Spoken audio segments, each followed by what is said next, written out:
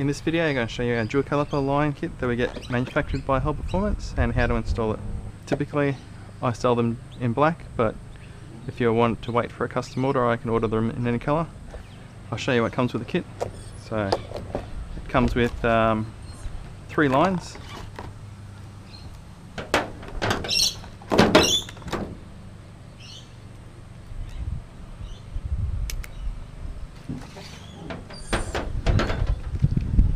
Brass tee, a longer stud, and typically a flange nut, 2 M10 banjo bolts and 1 3/8 banjo bolt.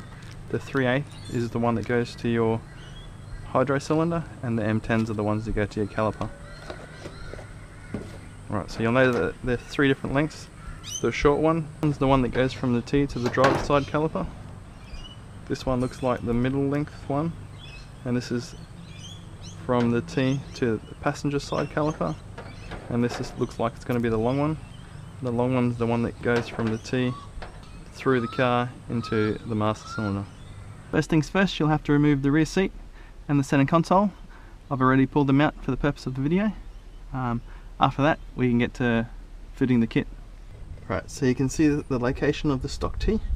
I've pulled the bolt out already, but up here, anywhere up in this area between the seatbelt nuts and this hard line for the rear, just drill a 13mm hole in the floor, and that will ensure that we will be able to pass a line through it to get to the hydraulic cylinder, and it will come down and bolt into the T.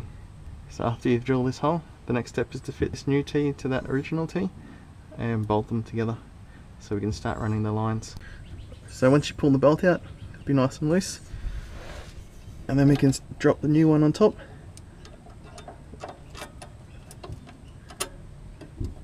And screw both of them in to the original mount. It's important when you fit the T that it's fitted like so. So you got one port going towards the front of the car, the center port's going towards the passenger side of the car, and the other port's going towards the rear of the car. So this is the one that runs the longest line, this is the one that runs the middle length line, and the shortest length line goes out of the back to the driver's side caliper. Alright, now that we've got that in, we can start fitting some lines. Alright, we'll start with the shortest length lines. So you'll see that it'll have one end for the banjo and one end that's a male end. The male end's the one that screws into the T.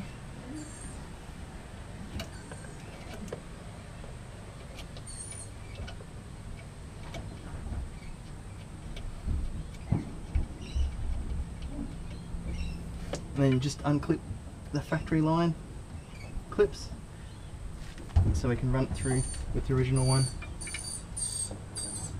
Then this end will be able to bolt to the caliper that's on the front. Now we can start fitting the middle length line. Same deal, banjo one end, male end on the other end. If you had the diff cover, you would clip it into the top of the diff cover. I've got mine off at the moment, so we'll just screw the male end into the T, and then same deal, run it along the factory line and clip it into the clips. So this one would clip in with the one on top of the diff cover and then run it to the front of the caliper. Now that we've drilled this hole in the floor, we can take the longest line, and it's also got a banjo end and a male end. So the male end's going to go through that hole in the floor, screw into the T, and the banjo end we're going to feed up underneath the carpet to the cylinder.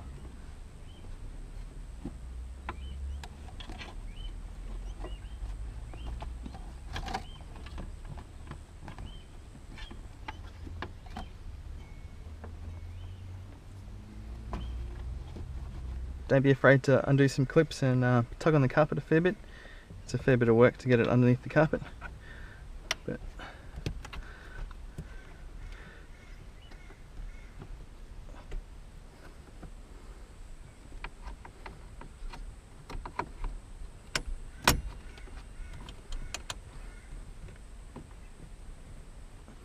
I'm going to get it to sit on here. So I've got it to come through the console and sit on the port. We're going to take the one that's 3/8 banjo bolt, and that's the one that's going to secure it. So flat washer each side.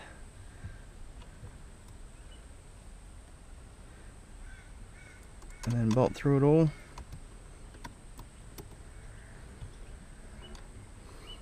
And screw it into the port.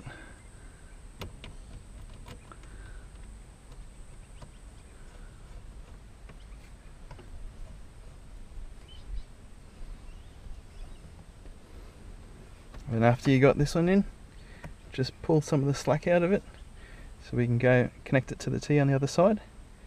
Right after connecting the banjo bolt, and come back under the car, get the male end from that, and we're going to screw it into this T here.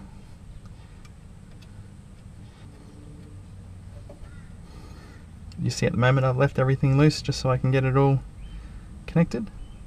And then once we got it all connected, we can come back through and tighten it all up. Now we can go onto the calipers and I'll show you how to fit them. Righto, this car has just got one of the standard rotor dual caliper setups on it at the moment. So it still runs a 31 caliper for the park brake, it runs a VS Commodore caliper for the hydro. So the VS Commodore caliper is what we're going to fit the dual caliper line to. In the other pack there was 2 other banjo bolts, both M10s. We're just going to take one of them and 2 of the copper washers and fit that to this banjo and screw this into the caliper.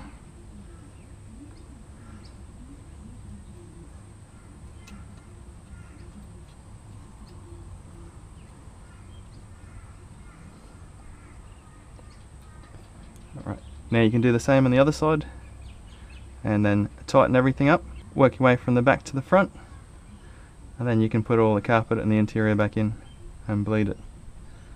After it's all bled up, you're good to go. So now you'll have a working hydraulic handbrake and the lines are ADR approved. If you're interested in the dual caliper kit, I have them on my Shopify store and sometimes on eBay. I'll have a link to the stores in the comments. If you like what you've seen, feel free to subscribe and feel free to follow me on Facebook and Instagram as well.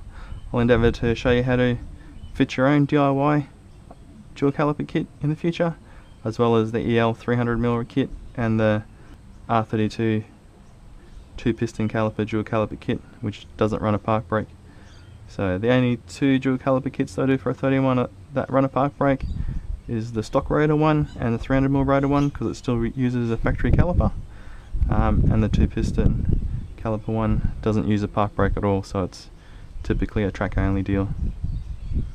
Alright, thanks for watching and don't forget to subscribe.